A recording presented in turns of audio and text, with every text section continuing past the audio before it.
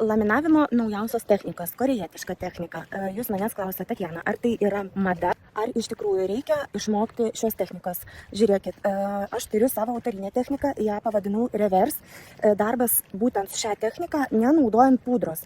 Šią techniką aš naudoju jau kokius 4 ar 5 metus ir aš jau sugalvoju grinai todėl, kad yra tokių klientų, kurių blakstienos labai kietos, auga žemyn arba veliasi iš prigimties, ar ne, jas labai sunku užklijuoti ant volelio.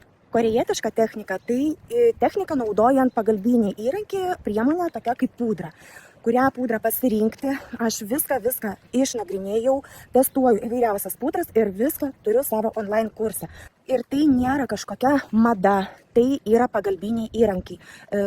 Jūs galėsit pasirinkti, kurią techniką naudoti, ar reverse, ar korean technika. Kas gali atlikti šias technikas, tai tik tais meistrai su patirtim, minimali patirtis kažkur, bent jau pusę metų, ar ne? Jūs negalėsit šiomis technikomis dirbti ištisai. Tai yra, kartoju, pagalbinis įrankis, kuris jums padėti susitvarkyti su sunkiomis blakstienomis. Ar galima išmokti baziniam kursą arba pasiimti kaip bazinį kursą tik tais reverse ir korean technikos, tai tikrai griežtai ne, tai yra mano nuomonė.